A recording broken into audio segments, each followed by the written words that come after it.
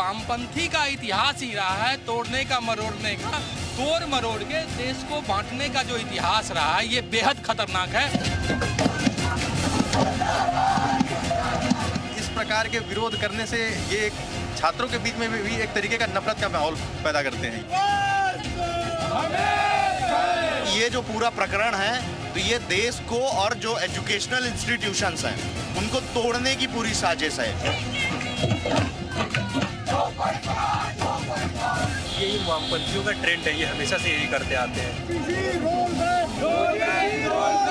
ये उसी कॉन्स्टिट्यूशन की दुहाई देते हैं जब इनके फेवर में कुछ फैसला आता है। जब उसी कॉन्स्टिट्यूशन को फॉलो करके इनके खिलाफ या इनके एजेंडा को सूट नहीं करने वाली कोई भी बात होती है तो उसके खिलाफ ये प्रदर्शन करते हैं। स्टे लगाया, बहुत सही किया, लेकिन सिर्फ स्टे से काम नहीं होगा, ये रोल बैक होना चाहिए। खुश हैं हम, जो स्टे लगा दिया गया इससे अच्छी बात है। नमस्ते, आप सभी दर्शकों का बहुत बहुत स्वागत है। आपके साथ मैं जयप्रकाश शर्मा जुड़ गया हूं। यूपी मांगे उत्तर, जेएनयू में लौटा जाति वाला जिन। यही जेएनयू जहां देश विरोधी नारे लिखे थे, अब वही जेएनयू जहां जाति विरोधी नारे लग रहे हैं, पुतला फूका जा रहा है, बर्बादी की बात कही जा रही है। सुप्रीम कोर्ट के आदेश के बाद भी यूजीसी के नए नियम पर विवाद नहीं थम रहा है। अब एससी, एसटी, ओबीसी वर्ग के छात्रों ने नियम पर रोक का विरोध शुरू कर दिया है। नियम पर रोक का विरोध कर रहे जेएनयू छात्रों ने ब्राह्मणवाद के खिलाफ नारेबाजी की। सुप्रीम रोक के बाद जहां एक तरफ सियासत गर्म है, तो वहीं दूसरी तरफ जेएनयू के वामपंथी स्टूडेंट संगठनों के फैसले के विरोध ब्राह्मणों के खिलाफ हुई नारेबाजी ने माहौल को गरमा दिया। ऐसे में सवाल यह है, क्या सुप्रीम कोर्ट के आदेश को राजनीतिक चश्मे से देखा जा रहा है? इंतजार करने की जगह हवाई बातों पर विरोध का क्या औचित्य है? क्या यूजीसी मुद्दे पर जेएनयू में जातिवादी ब्रिगेड एक्टिव हो गई है? ऐसे बहुत सारे सवाल हैं, इन्हीं पर हम बात करेंगे, लेकिन उससे पहले ये रिपोर्ट आप जरूर देख लीजिए, जिसकी तस्वीरें भी सामने आई, जहां लेफ्ट संगठन के छात्रों ने एक पुतले पर ब्राह्मणवाद मुर्दाबाद लिखकर उसे जलाया। इस दौरान जमकर नारेबाजी भी की गई।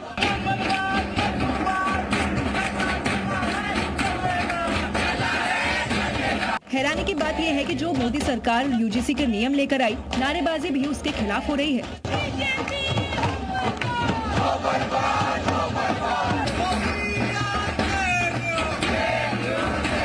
ये जो प्रोटेस्ट है गुरुवार देर शाम को किया गया था, जिसमें कई लेफ्ट विंग के जो छात्र हैं वो इसमें शामिल थे, लगातार प्रोटेस्ट कर रहे थे, मार्च कर रहे थे। ये दो तस्वीरें देखिए, नक्सली हिडमा के मरने के बाद प्रदूषण के बहाने नक्सली का समर्थन करने वाले ये वामपंथी अब वही जातिवाद का जहर बो रहे हैं। तो आज के महत्वपूर्ण सवाल जिसके इर्द गिर्द हमारी चर्चा हो रही है, जेएनयू में जाति पर जंग और उस पर हमारे सवाल। सुप्रीम कोर्ट के आदेश को राजनीतिक चश्मे से क्यों देखा जा रहा है, ये पहला महत्वपूर्ण सवाल है। इंतजार करने की बजाय हवाई बातों पर क्यों विरोध? क्या ये औचित्य ठीक है? क्या यूजीसी मुद्दे पर जेएनयू में जातिवादी ब्रिगेड एक्टिव हो गई है? ये भी हमारा तीसरा सवाल है। और एक मैं सवाल ये भी जोड़ रहा हूं, उसी बीजेपी के खिलाफ विरोध प्रदर्शन हो रहा है जो सरकार इसको नियम को लेकर आई। ये भी एक सोचने वाली बात है। तो बेवजह माहौल खराब करने की जरूरत है। जेएनयू वो जगह है जहां देश विरोधी नारे लगते हैं, जहां नक्सलवाद के समर्थन में नारे लगते हैं। तो इन्हीं तमाम मुद्दों पर हम बात करेंगे आज।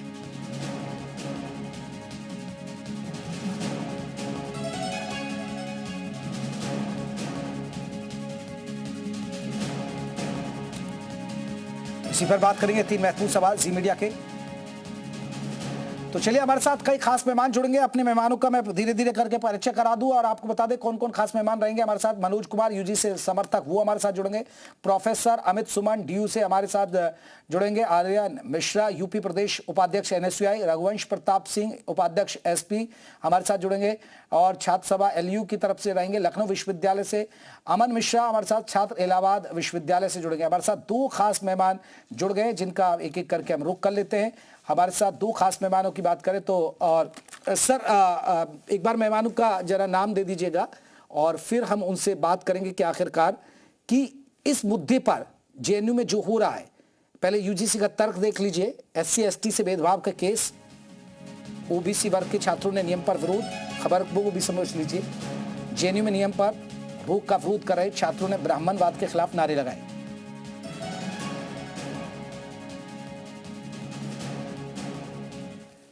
चलिए, मनोज कुमार जी हमारे साथ रहेंगे, हमारे साथ और भी कई खास मेहमान रहेंगे। मनोज कुमार जी हमारे साथ जुड़ गए। मनोज कुमार यूजीसी समर्थक हैं।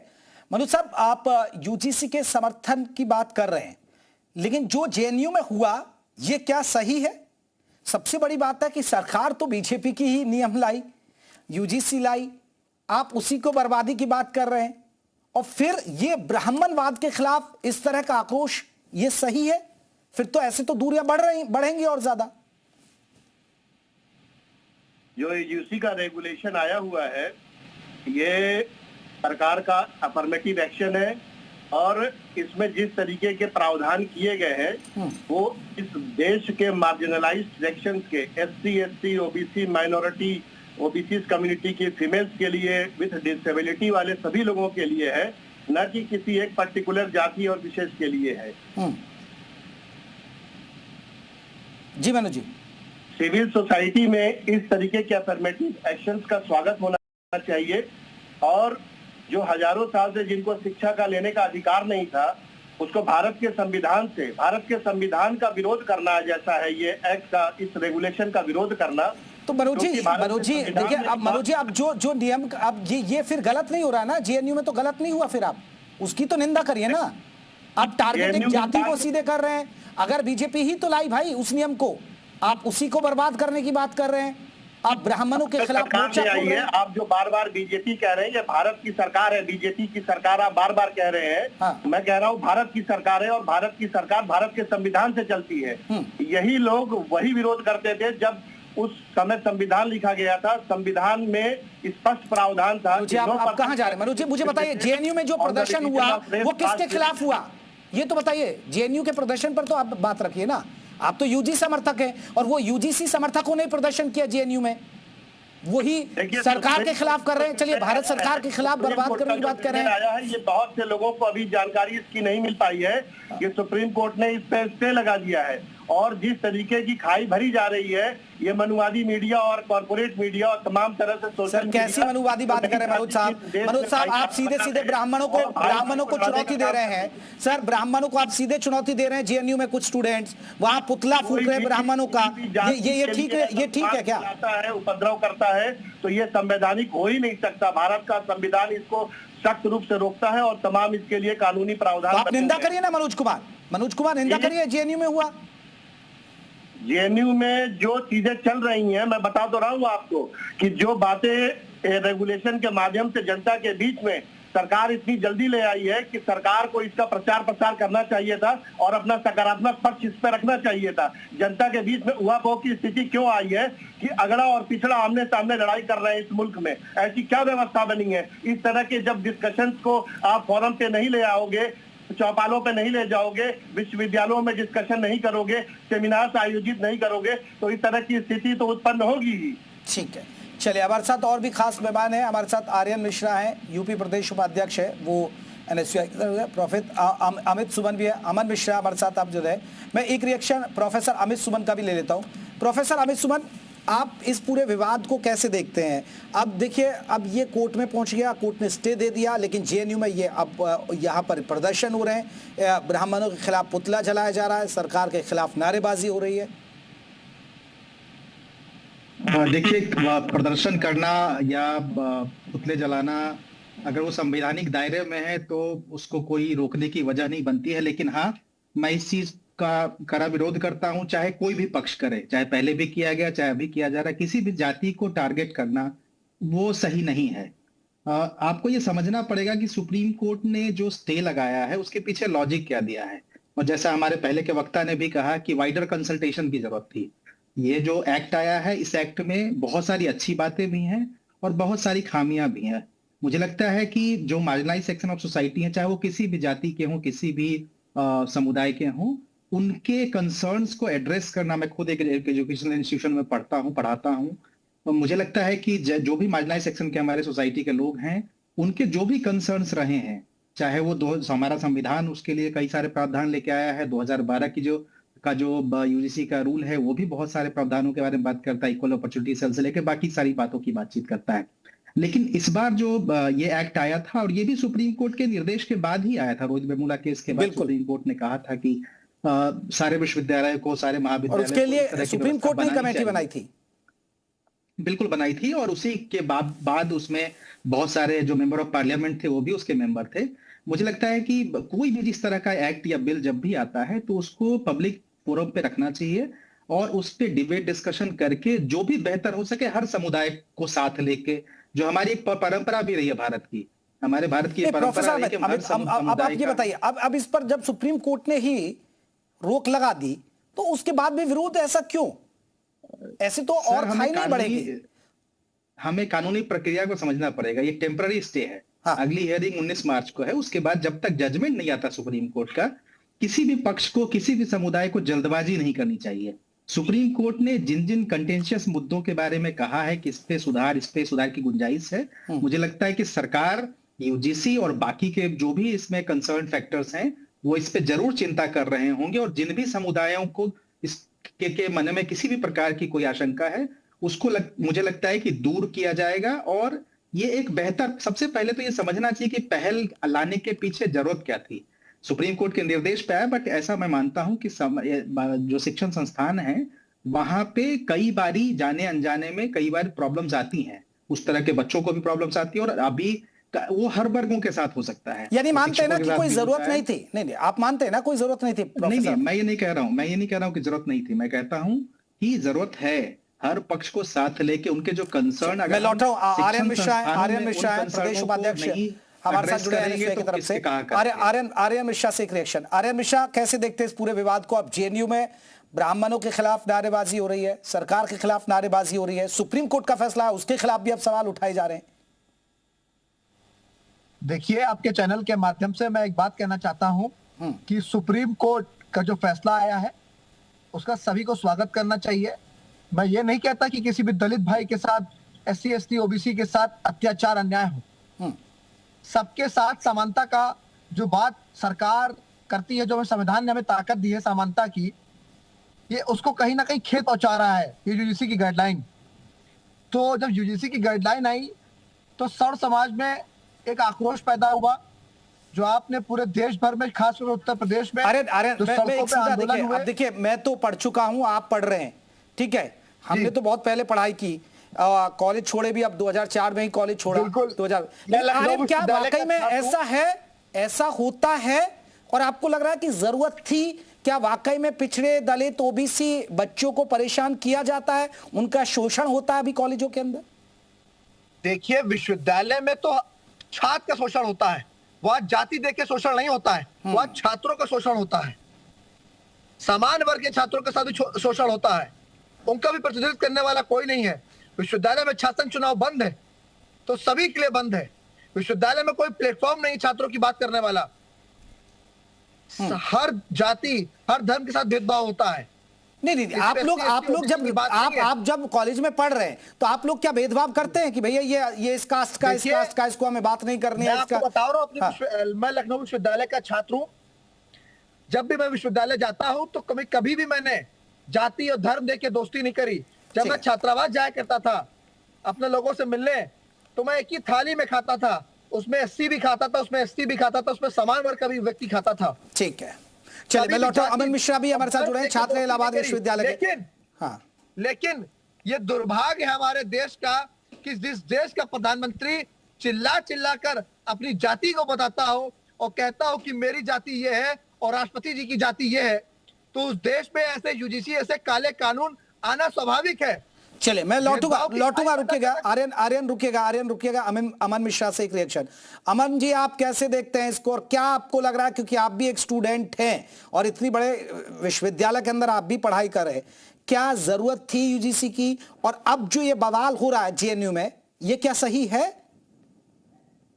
जी देखिए, ये तो पहले जिस प्रावधान से लाया गया, मैं इसके जो समता के लिए लाया गया, जिस चीज के लिए लाया गया, इस समता का हम संवर्धन करते हैं। और देखिए, रही बात दूसरी बात, जो ये भेदभावपूर्ण रवैया प्रकट कर रहा है, जिससे एक सामान्य छात्रों में आक्रोश की स्थिति पैदा हो रही है। हम लोग विश्वविद्यालयों में घूमते हैं, हम लोग पढ़ते हैं, हम छात्र हैं, हम देख रहे हैं कि लड़कों के बीच में क्या चीजें चल रही हैं। अभी चीजें कितनी परिवर्तित हुई हैं, आने के बाद चीजें कितनी खराब होती जा रही हैं। उस चीजों से निपटने के लिए तैयार होना पड़ेगा। देखिए, बातें ऐसी हैं कि अब ये जब से एक्ट आया है, अधिनियम जब से ये लागू हुआ और जब से इसकी चर्चाएं चली, जब से इसका बिगुल बजा, तब से एक अलग तरीके का माहौल, आक्रोशपूर्ण माहौल देखने को मिल रहा है। जैसे ये माना जा रहा है कि ये इस जाति के हैं, ये उस जाति के हैं, तो इनसे हम क्या बात करें, तो ये हमारे ऊपर ऐसा लगवा देंगे, वैसा लगवा देंगे। ये चीजें बहुत देखने को मिल रही है। और देखिए, रही बात जब इस चीज की, जब आप डिस्क्रिमिनेशन हटाने की बात कर रहे हैं, तो आप उस कास्ट को रिप्रेजेंटेटिव बनाइए ना। देखिए, रही बात, तो इसको छात्र संघ को बंद कर दिया गया। छात्र संघ में जब इसके रिप्रेजेंटेटिव आते थे तो वो अपनी बातें खुलकर रख पाते थे। तो आपको लग रहा है कि इसकी जरूरत थी? नहीं, खुले तौर पर हम कहें तो ऐसी इसकी कोई जरूरत नहीं है। अभी इसकी कोई ऐसी चीजें नहीं है। देखिए, अगर कर रहे हैं आप डिस्क्रिमिनेशन की, कि हमारे साथ भेदभावपूर्ण रवैया हो रहा है, तो आप रिप्रेजेंटेटिव तैयार करें। चलिए, मैं एक बार मनोज जी का रुख कर लेता हूं। मनोज जी देखिए, अभी आप छात्रों को भी सुन रहे हैं। अब आपको नहीं लग रहा कि जब से ये नया नियम की बात आई, नया नियम आया, तो और विवाद बढ़ा? आपने देखा फिर जाति ज्यादा होने लगी, जबकि ऐसा कुछ नहीं हो रहा था। मुझे लगता है आप भी पढ़े होंगे। क्या आपको लग रहा है कि वाकई में पिछड़े छात्रों के, जो दलित छात्र हैं, ओबीसी छात्र हैं, उनके साथ ऐसा होता है, शोषण हो रहा है? मुझे तो नहीं पता सर, मैंने तो कभी, जिस कॉलेज में पढ़ा, मैं तो, ये तो जाति की बात आ रही है, तो मैं तो मुस्लिम स्टूडेंट्स के साथ अपने उनका हॉस्टल शेयर करता था, वो उनके साथ खाता था। लेकिन आज ये क्या वाकई में ऐसी स्थिति बन रही है? आप भारत के किसी अनोखे कॉलेज, स्कूल और यूनिवर्सिटी में पढ़े होंगे जहां जाति नहीं होती होगी, लेकिन जब भारत बना और भारत का संविधान 26 जनवरी, आपका शोषण हुआ है क्या मनोज साहब? ऐसा हुआ है क्या आपके साथ कभी? मैं वही बताने जा रहा हूं कि भारत में जब भारत का संविधान लागू हुआ, उस समय हमारा भारत 26 जनवरी 1950 के बाद, उसमें आर्टिकल में क्लियर लिखा हुआ है, फंडामेंटल लॉ है कि no person shall be discriminated on the religion, race, caste, sex, place of birth. अब इस जो 2026 में हम लोगों के लिए ये बहुत शर्म की बात है, इस देश के लिए भी शर्म की बात है कि 2026 में इस इश्यू पे विश्वविद्यालय के बीच में सरकार इस तरीके की प्रोविजन को ले आई है और उसका विरोध हो रहा है, क्योंकि मार्जिनलाइज सेक्शंस में ईडब्ल्यूएस भी है और डिसेबल्ड पर्संस भी हैं। मनोज जी, आप कहिए ना कि नहीं आना चाहिए फिर यूजीसी? नहीं, बिल्कुल होना चाहिए। अगर भेदभाव है तो मनोज जी, आपने अभी देखिए 1950 का बाबा साहब कहते थे इक्वलिटी, समानता की बात। तो अगर हम कॉलेज में ये बीज बोना शुरू कर देंगे, अगर कॉलेज लाइफ में ही अगर ये बीज बोना शुरू करेंगे, जातियों में बांटेंगे, समझिए आप, लोगों को यही गुमराह किया जा रहा है कि promotion of equity in higher studies. आप इक्विटी और इक्वालिटी, एक समाज जो सब बराबर है उसके लिए एक नियम है, और जहां समाज असमान है, अनइक्वल है, उसके लिए कानून इसी तरीके के प्रोटेक्टिव लॉज को गवर्नमेंट ले आती है। यही वेलफेयर स्टेट की भी जिम्मेदारी है। ये स्टेट का अफर्मेटिव एक्शन है, इसका विरोध नहीं, स्वागत होना चाहिए। हाँ, जो कुछ कमियां रह गई हैं, उस कमियों को आप दूर करिए। और सुप्रीम कोर्ट ने जो इंटरिम स्टे लगाया है, उसको बहुत प्रचार प्रसार नहीं किया गया है। जो जेएनयू जैसे इश्यूज को आपने अभी उठाया है, लोगों के बीच में प्रचार करना चाहिए। जाति के नाम पे आपने बताया कि प्रधानमंत्री अपनी जाति बताते हैं, राष्ट्रपति की जाति बताई जाती है, मुख्यमंत्री अपनी जाति बताते हैं, और जाति के आधार पर भेदभाव होता है, तो जाति को आप कैसे इग्नोर कर सकते हो? हम लोगों के लिए बहुत ही शर्म की बात है, इतने वर्षों के बाद, भारत का संविधान लागू होने के बाद, इस तरह का हम लोगों को कानून बनाकर रिफॉर्मेटिव सोसाइटी को बनाया जा रहा है। और सिविल सोसाइटी को, जो हमारा भारत का मॉडर्न सिविल सोसाइटी है, इसको स्वागत करना चाहिए। जितने लोग हैं, पढ़े लिखे लोग हैं, यूनिवर्सिटी, कॉलेज और स्कूल गए हैं, मनोज जी, मैं एक चीज बात कर रहा हूँ। मैं देखिए, चर्चा ये होनी चाहिए कि अन्याय, अत्याचार, मनोज जी, अन्याय तो क्या सवर्णों के ऊपर नहीं होता है क्या? आपको नहीं लग रहा? तो फिर तो आरक्षण जरूरी है क्या?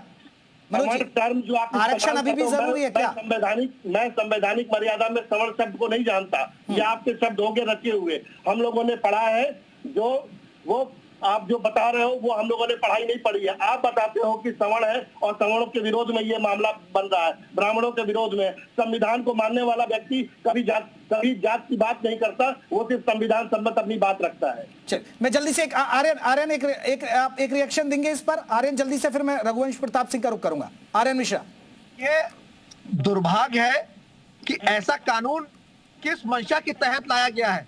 मंशा स्पष्ट होनी चाहिए। बहुत जल्दबाजी में आपको डर क्या है? आपको डर क्या? मनोज जी कह रहे हैं डर क्या? क्योंकि वहां होता भेदभाव होता है, शोषण होता है। मैं सवर्ण समाज से आता हूं, मैं सवर्ण समाज से आता हूं। मेरा कर्तव्य बनता है अपने समाज की आवाज को बुलंद करना। हमारे अधिकारों को छीना जा रहा है।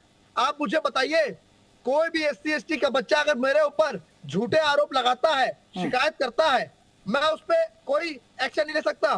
क्या इसका प्रावधान दिया गया उस यूजीसी में? मनोज जी बताइए, मनोज जी बताइए, आपने पढ़ा है क्या ये दिया गया? आप बताइए। अगर उसने झूठे आरोप लगा दिया तो उसके लिए कोई सजा का प्रावधान नहीं है, मेरे लिए है। क्योंकि मैं यूनिवर्सिटी में बच्चा पढ़ने जाएगा या शिकायत करने जाएगा, और जो अन्याय, अत्याचार, जुल्म, जाति और जो शोषण की बात हो रही है, वो तो आपको जब आप करते हो तब तो शिकायत करेगा। ऐसे उसको क्या जरूरत पड़ी है? विश्वविद्यालय आदमी ज्ञान अर्जित करने के लिए जाता है कि शिकायत करने के लिए जाएगा? उसके नंबर काटे जाते हैं। मनोज जी आप थोड़े गारंटी ले लेंगे, सबका स्वभाव आप जैसा थोड़े होगा, आप सबकी गारंटी थोड़े ले सकते हैं।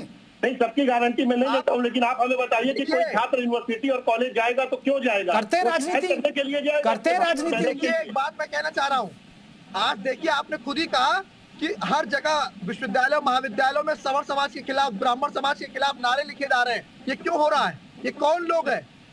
इसके पीछे क्या साजिश है? सरकार में बैठे लोग इसके जिम्मेदार है। सरकार में बैठे सवर्ण समाज के जो नेता है, जो आज चुप है, उन पर धिक्कार है, लानत भेजता हूं। जिस समाज ने आपको नेता बनाया, उस समाज को अगर आपकी जरूरत पड़ी तो आप चुप हो। ठीक है, चलिए मनोज जी जी सुना आपने? मैंने सुना। ये क्या, ये नेता केवल सवर्ण समाज के नेता बनाते हैं? ये अपने वोट किसी एससी, ओबीसी, माइनॉरिटी के लोगों को नहीं देते हैं? मैं इनसे पूछना चाहता हूँ कि 76 साल जब हमारे संविधान को लागू हुए हो गया, उसके बाद इस तरह की बातें कर रहे हैं कि हम सवर्ण समाज से छूटते हैं।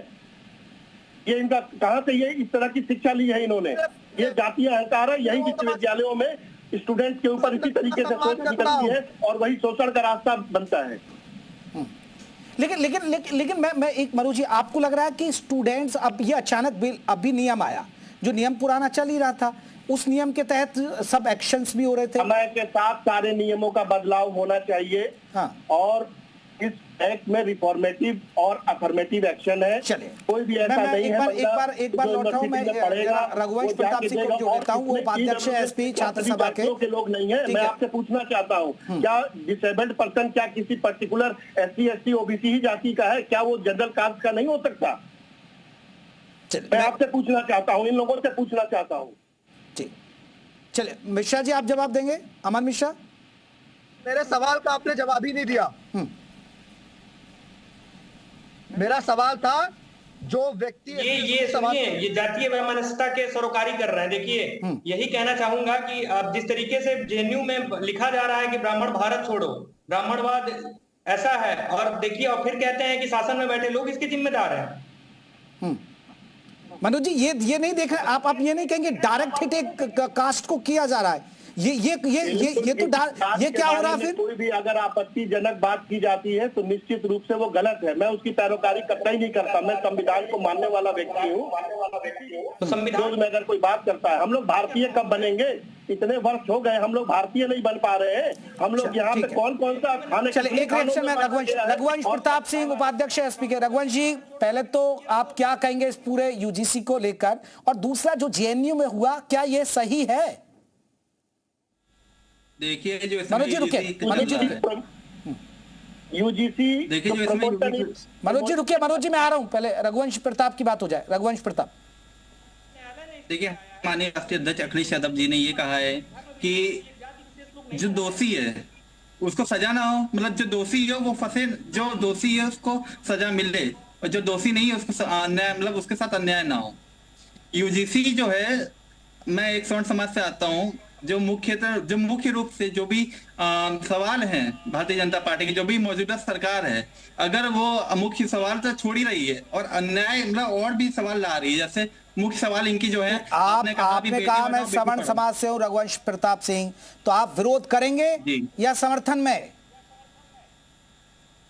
मैं तो यही कहूंगा, जो दोषी है उसको सजा मिले और जो नहीं है दोषी उसको अन्याय, मतलब उसका साथ अन्याय ना हो, बस यही कहूंगा। नहीं तो आपको नहीं लग रहा है इस नियम में खामी है? आपको नजर आती है या नहीं आ रही है खामियां? खामी है। हाँ। अगर देखिए, अगर जैसे कोई दोषी है तो अगर मान लो कोई इसके ऊपर सजा करे, अगर कोई इसके ऊपर लगाए कि हाँ इन्होंने ऐसा किया मेरे साथ, तो उसका एक ये भी कानून आना चाहिए कि उसके लिए इसको पहले जांचा परखा जाए कि हाँ अगर इसने सही में ऐसा किया कि नहीं किया है, अगर ऐसा नहीं किया है तो इसमें खामी है। तो फिर यही तो बात है ना रघुवंश प्रताप सिंह, आपकी पार्टी जिस समर्थित आप स्टूडेंट यूनियन से जुड़े हैं जिस पार्टी से, तो आपकी पार्टी भी तो चुप है, वो भी कुछ नहीं बोल रही। आप कह रहे हैं कि खामी है, वो तो एक बार भी नहीं बोल रहे ना वोट बैंक के लिए। माननीय राष्ट्रीय अध्यक्ष ने यही तो कहा है मेरे, जो अखिलेश यादव है, उन्होंने, आपने शायद देखा नहीं वीडियो, उन्होंने यही कहा है कि जो दोषी है उसको सजा मिले और जो दोषी नहीं है उसको अन्याय ना हो। तो इसमें खामी तो यही है ना कि अगर मान लो कोई दोषी नहीं है तो उसके साथ फिर भी जो SC/ST लोग हैं, जो भी पिछड़े दलित लोग हैं, वो अगर उनके ऊपर कोई भी आरोप थोप देंगे तो उसको तो सजा मिलेगी ना। तो मेरे माननीय राष्ट्रीय अध्यक्ष, आप समझ नहीं रहे, मेरे माननीय राष्ट्रीय अध्यक्ष ने यही कहा है। चले प्रोफेसर अमित सुमन, आपने सबको सुना, लेकिन कुछ बिंदु हैं जिस बिंदु पर सवर्ण समाज को दिक्कत है, तो भाई वो दिक्कत दूर होनी चाहिए। भाई ठीक है, अगर आप नियम भी ले आए तो दिक्कत दूर होना चाहिए, और इसी दिक्कतों को देखते हुए सुप्रीम कोर्ट ने स्टे लगाया। बिल्कुल, हमें समझना पड़ेगा कि सुप्रीम कोर्ट ने किन विषयों पे, किन मुद्दों पे गहरी चिंता व्यक्त की है, और उन्होंने कहा है सरकार को भी, UGC को भी, कि आप इस पे अपना रुख स्पष्ट करें। और मुझे लगता है कि जब तक ये मामला विचाराधीन है सुप्रीम कोर्ट के तहत, हमें संविधान में, हमें अपने सुप्रीम कोर्ट में पूरी आस्था रखनी चाहिए। वहां से अगर न्याय नहीं मिलेगा तो कहां से मिलेगा। सभी पक्षों के जो कंसर्न्स हैं उनको जरूर सुना जाएगा, और मुझे जो इंटरनली पता है कि सरकार ने ये भी सोचा हुआ है कि कमेटी बनेगी, और मुझे लगता है कि सुप्रीम कोर्ट के निर्देश में बनेगी, और सुप्रीम कोर्ट का जो जजमेंट होगा वो मुझे लगता है हम सबको मानना चाहिए, और संविधान से परे सुप्रीम कोर्ट कोई जजमेंट देता लेकिन अमित सुमन मेरा एक सवाल है, आप बताइए, अभी देखिए, अभी इतना जाति नहीं हो रहा था, अचानक ये नया नियम आया, आपको नहीं लग रहा कि कॉलेज लेवल पर जाति, सवर्ण, पिछड़ा, OBC, कॉलेज स्टूडेंट्स के अंदर ये एक खाई पैदा करने लग गया, ये अचानक आया नया नियम? देखिए, हमारे लिए, मैं पिछले 15-16 सालों से पढ़ा रहा हूँ दिल्ली विश्वविद्यालय में, और मैं बताता हूँ कि हमारे लिए जो स्टूडेंट हमारा है और हम शिक्षक सब आपस में परिवार की तरह ही रहते हैं, और यहाँ ये बहुत जो कंसर्न्स हैं बहुजन समाज के या बाकी समाज के, उसको एड्रेस करने के लिए SC/ST सेल होता है हमारे कॉलेजेस में, हमारे यहाँ इक्वल अपॉर्चुनिटी सेल होता है, और बहुत सारी कमिटीज होते हैं जिसमें हर शिक्षक जो है दलित समाज का हो, बहुजन समाज का हो या पिछड़ा वर्ग का हो, उसका मेंबर होता है, और हर मुद्दे को हम लोग उस तरीके से, बहुत ही पारदर्शी तरीके से उस पर डील करते हैं। इसमें कहीं कोई दो राय नहीं है। और या आपको मैं ये भी बता दूं कि आप तो प्रोफेसर है, तो आप बताइए क्या शोषण हो रहा है पिछड़ी जातियों के स्टूडेंट्स का? नहीं, देखिए, हमारे सामने ऐसी कोई घटना आई नहीं है, और मैं ये तो मनोज साहब को आप क्यों नहीं समझा रहे हैं? मनोज साहब क्यों नहीं समझ पा रहे हैं इस बात को? मनोज साहब को क्यों लग रहा है ऐसा होता है? ऐसा होता नहीं, रिपोर्टेड गवर्नमेंट के रिपोर्ट्स है, एट्रोसिटी बढ़ रही है, चेतना लोगों में बढ़ रही है, राइट्स की अवेयरनेस बढ़ रही है, तो इस तरीके की चीजें गवर्नमेंट का नहीं है, ये कमेटी बनाई गई थी सुप्रीम कोर्ट के निर्देश पर। 47% में कौन सी जातियों के लोग हैं, और ये बार बार जो बात हो रही है कि मैं सवर्ण समाज का हूँ, ये सवर्ण शब्द कहाँ से आया है, मैं आपसे पूछना चाहता हूँ। और कोई पिछड़ा है तो पिछड़ा शब्द कहाँ से आया है, ये कौन सी मानसिकता के तहत कहाँ से शिक्षा ली गई है? तो इक्वालिटी की बात करिए ना फिर मनोज जी, फिर इक्वालिटी की बात हो, जो गरीब है, गरीब को आरक्षण मिले, जातियों में मत बांटिए, आरक्षण खत्म करवा दीजिए। इक्विटी के बगैर नहीं हो सकती, इक्विटी के बगैर इक्वालिटी नहीं आ सकती। ये भारत जिस तरीके से हम लोगों को मिला है, और भारत के संविधान ने सभी लोगों को जोड़ने की कोशिश की है, उससे जातियों को खत्म करना ही हम लोगों का मूल मकसद है। और भारत के संविधान हमें ये समझना भी यही है, ये भी समझना पड़ेगा। आप राष्ट्रपति, प्रधानमंत्री, मुख्यमंत्री मैं उस जाति का हूँ और मैं इस जाति का हूँ, और जो डिसएडवांटेजियस ग्रुप्स के, आप UGC समर्थक है। मनोज जी, मैं आपसे सवाल पूछ रहा हूँ, ये जो जातिवाद का जहर है ये कैसे खत्म होगा? चलिए आप बताइए। ये आरक्षण का, इसे मैं जहर कहूंगा, आरक्षण का जहर कैसे खत्म होगा? आरक्षण नहीं है, वो पॉजिटिव असर्शन है, पॉजिटिव अफर्मेटिव एक्शन है। तो क्या गरीबों को आरक्षण ना मिले? जो सवर्ण समाज में वो गरीबों को आरक्षण ना दे? अन्याय, अत्याचार, शोषण के लिए एक रास्ता मिला है, गैर बराबरी के सिद्धांत को, गैर बराबरी के सिद्धांत जिसको कलम। अच्छा चलिए, मैं आपसे समानता कैसे आए समाज में? समानता कैसे आए? क्या नहीं, समानता कैसे आए? समानता रिजर्वेशन से शुरू आएगी, अफर्मेटिव एक्शन है, पूरी दुनिया में चल रही है। ठीक है, अमित सुमन कुछ कह रहे हैं। महिलाओं को रिजर्वेशन दिया तो क्या महिलाएं अपलिफ्ट नहीं हो रही है? बाबा साहब अम्बेडकर ने बड़ी अच्छी बात कही थी अपनी किताब नहीं हो रहे में। मुझे लगता है कि लोगों को उसको भी याद करना चाहिए। बाबा साहब अम्बेडकर ने अपनी किताब इनलेशन ऑफ कास्ट में कहा था कि पढ़ो, संगठित हो और लड़ो। तो पढ़ना बहुत, आप जो कह रहे हैं ना समानता कैसे आएगी, पढ़ाई लिखाई पढ़ने का अवसर कहाँ से मिलेगा आपको?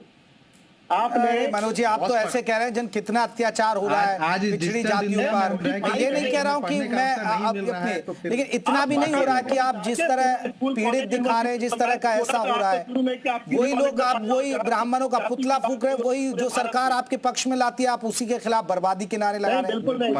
ये तो गलत है ना। मैं माफी चाहूंगा, जेएनयू में जाति पर जंग पर हम चर्चा कर रहे थे। आप सभी का बहुत बहुत धन्यवाद, नमस्कार। मेरे पास इतने वक्त था।